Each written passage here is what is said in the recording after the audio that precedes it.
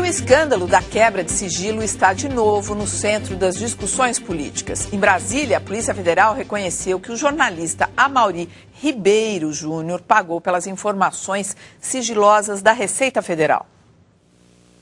De acordo com o jornal Folha de São Paulo, as informações apuradas pela Polícia Federal até agora estabelecem uma conexão entre a quebra de sigilos de dirigentes tucanos e parentes do candidato José Serra e a pré-campanha da candidata Dilma Rousseff. Segundo a Folha, o jornalista Amaury Ribeiro Júnior, que admitiu ter encomendado as informações sigilosas, fazia parte do chamado grupo de inteligência da pré-campanha petista. A matéria irritou o presidente Lula. Logo pela manhã, ele determinou à Polícia Federal que antecipasse a divulgação de dados da investigação para esclarecer melhor os fatos. O presidente reclamou da onda de denúncias contra a candidata petista. A continuar esse ritmo das coisas que estão acontecendo, nós vamos ter a campanha do mais baixo nível da história desse país. No final da tarde, o diretor-geral da Polícia Federal e o chefe do Departamento de Inteligência, Alessandro Moretti, deram entrevista coletiva para detalhar os depoimentos. Segundo o delegado, Amaury Júnior começou a investigar as pessoas ligadas a José Serra depois de descobrir que havia um grupo de espionagem a serviço do então governador de São Paulo e contra o tucano mineiro, Aécio Neves. Amaury então procurou um despachante chamado Dirceu Garcia e encomendou as informações. Segundo ele, as despesas da investigação foram pagas pelo jornal Estado de Minas, onde trabalhava. De acordo com o depoimento, Amaury deixou o jornal no final de 2009 e foi procurado por uma área de inteligência do PT para trabalhar na pré-campanha, mas não aceitou. A Polícia Federal não quis confirmar ou negar a conexão entre a quebra de sigilo e a campanha petista. Não nos compete responder essa pergunta. O que nos compete é dizer o que foi apurado. E o que foi apurado foi isso que eu expus para os senhores aqui. O que acrescenta nessa reta final das eleições esse episódio? Não é a cereja do sorvete, né? Não. E também não é um grupo de inteligência, porque é um grupo de inteligência que dá medo em qualquer espião iniciante de carreira. Então, certo. Um grupo de inteligência parece que faltou inteligência. Eu acho, para mim é uma notícia muito apavorante, porque a coisa que mais me dá medo em geral na vida é a possibilidade de ter que enfrentar o poder público enquanto cidadão privado. Explica melhor. É que a ideia de que o poder público... Tem poucas leis que protegem o indivíduo. João, Maria, Maristela, Cristina, Contardo... Na sua intimidade, você quer dizer na sua privacy. Protegem diante do poder incrível, fantástico do Estado, da Federação e dos órgãos públicos em geral. Então, o fato de que, de uma maneira ou de outra, candidatos ou membros do governo, como já aconteceu, se permitam, por exemplo, de invadir e quebrar o sigilo fiscal de um cidadão, que pode ser um caseiro, um motorista, um psicanalista, um jornalista, ou caramba que seja, um tipo de intimidação contra a qual a resposta é muito complicada, difícil.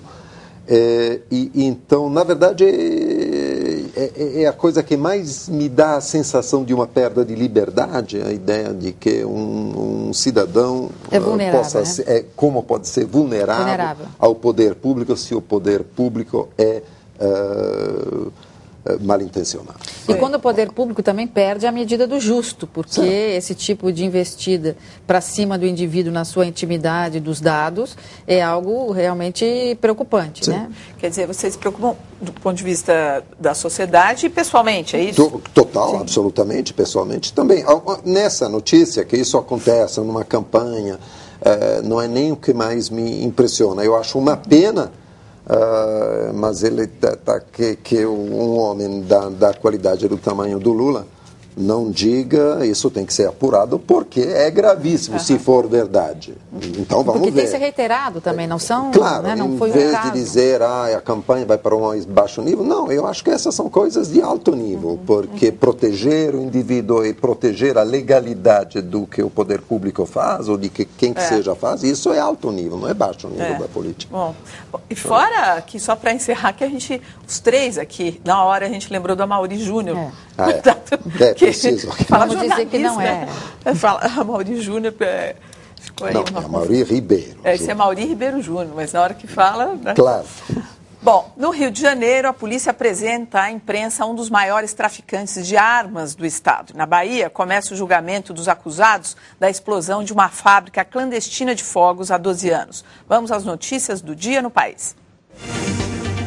O arcebispo de Aparecida, Dom Raimundo Damasceno Assis, é nomeado cardeal pelo Papa Bento XVI. Dom Raimundo preside o Conselho Episcopal Latino-Americano e considera que sua nomeação é um sinal de apreço da Igreja Católica pela América Latina. Começa na Bahia o julgamento dos 8 acusados pela explosão de uma fábrica clandestina de fogos há 12 anos no município de Santo Antônio de Jesus. 64 pessoas morreram na tragédia.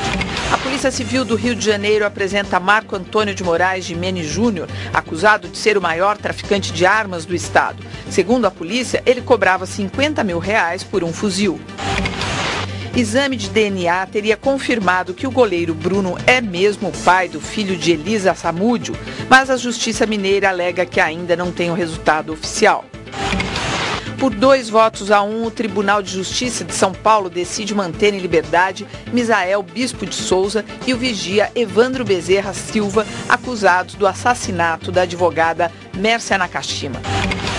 O Ministério da Saúde inclui remédios contra asma, rinite, glaucoma, hipertensão, além de fralda geriátrica, na farmácia popular. Convênio firmado entre governo e drogarias do país para reduzir os preços em até 90%. Gostaria de chamar a atenção aqui, contado por esse caso do Bruno e da advogada Mércia Nakashima e outros recentes aí, mas só porque esses dois estão aqui hoje no nosso noticiário. O que faz as pessoas acompanharem com tanta fidelidade aí o passo a passo desses casos que, na verdade, né, tem tantos no Brasil acontecendo diariamente? Sim. Inclusive a mídia, né? Qual é o interesse pela ingredientes pela tem crônica? Pela dor, né? Pela dor do outro.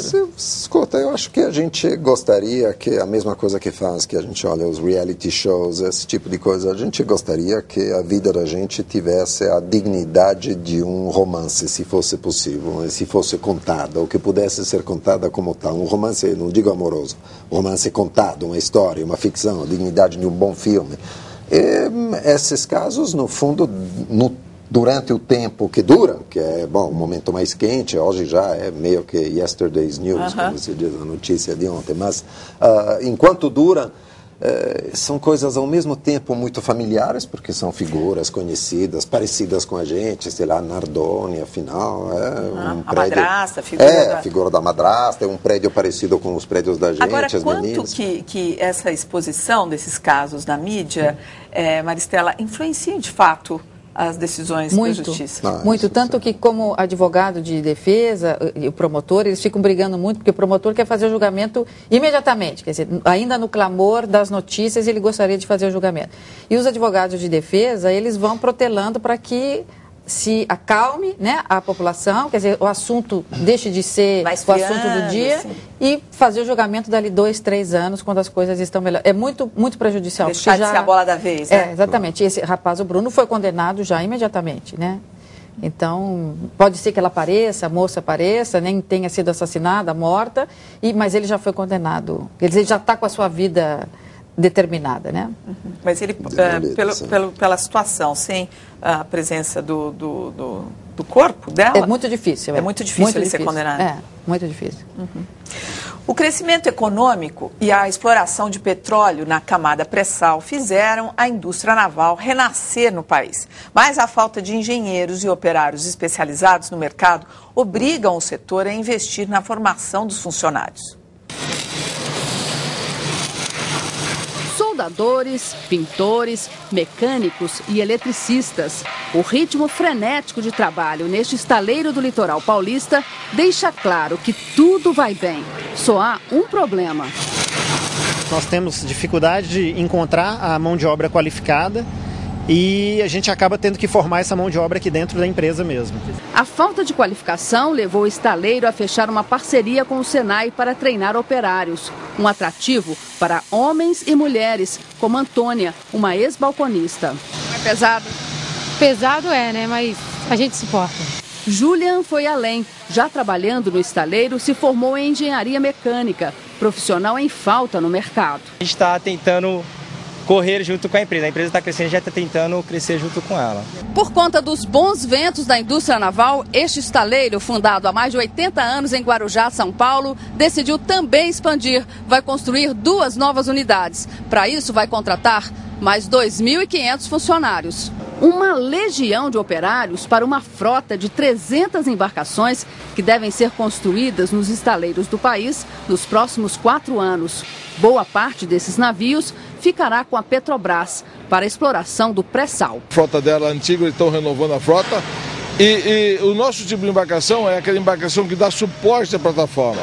Então há uma necessidade, uma carência de mais embarcações para atender a toda essa demanda que vai vir.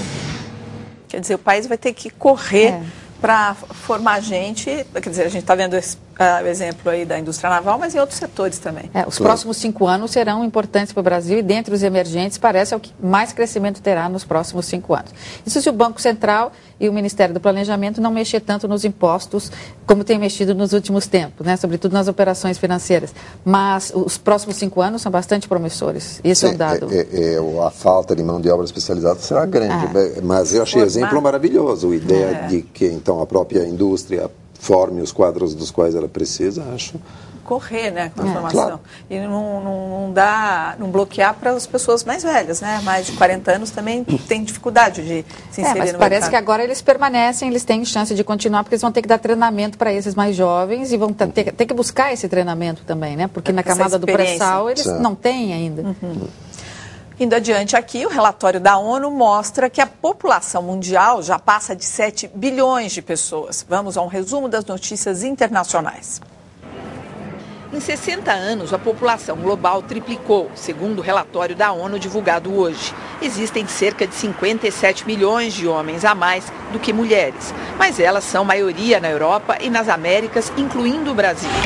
A China anuncia um incentivo financeiro para que os casais registrem filhos não reconhecidos por causa da política do filho único. São crianças que oficialmente não existem, porque as famílias não declaravam mais de um nascimento para evitar punições do governo. O Departamento de Defesa dos Estados Unidos ordena aos centros de recrutamento militar que aceitem candidatos gays e lésbicas. A decisão do governo democrata de Barack Obama contraria a posição defendida pelos opositores republicanos. Os presidentes Hugo Chávez, da Venezuela, e Ahmadinejad, do Irã, assinam acordos de cooperação em Teherã e anunciam que vão se empenhar para mudar a ordem econômica mundial. Bela dupla, hein? Dá medo, né? Eles vão mudar a ordem econômica mundial, é assustador. Mas esse encontro foi a nona vez que o Hugo Chávez esteve em Teherã, quer dizer, a 9ª viagem, e foi preciso ir mesmo porque as relações comerciais não andaram muito para frente. Quer dizer, tanto o plano das bicicletas que são construídas na Venezuela, que são chamadas, muito peculiar o nome, atômicas, elas não têm dado certo. Aquela linha que havia direta aérea... São bicicletas para a população, mas elas acabaram sendo mais caras, mais pesadas e acabaram perdendo até para as bicicletas concorrentes que chegam no mercado, mas era um projeto conjunto. Também o projeto de construção de carros, de automóveis na Venezuela com dinheiro do Irã também não foi para frente. Para qual mercado tudo isso? Para o mercado interno. Inicialmente para abastecer o mercado interno. E o que foi mais desgastante para a dupla nos últimos tempos foi o encerramento de uma linha direta que havia, uma ponte aérea, Venezuela, Caracas, Teherã, que desapareceu essa linha aérea, que era importante. Então ele foi um pouco resgatar essa... Fala, contado. Eu achei tão engraçado essa dupla. Não é uma dupla? É só uma dupla, claro. Tem uma coisa tipo... o gordo e o magro, tem uma coisa assim. E eles se completam um pouco nas suas patologias, totalmente. Né? O que você acha, assim, na perspectiva psicanalítica? Eu acho que, graças a Deus, eles se completam com uma patologia. Teria um paranoico com um bipolar? não, quase acho que um esquizofrênico? pouco paranoicos são os dois, né? Mas isso podem se dar bem. Tem uma parte, nesse tipo de fala, por exemplo, esse é um caso clássico de delírio a dois. Claro. Né? São dois estão delirando juntos e sobre a mudança da ordem mundial. Mas eles têm um aspecto cômico mais do que apavorante, né? Sim. Salvo, evidentemente... Bizarro, como se fosse de uma ópera bufa, né? Você os aceitaria como paciente? Teria que pagar muito caro. O Jornal da Cultura dá uma rápida parada. Depois do intervalo, casos confirmados da superbactéria em São Paulo e no Paraná. Até já.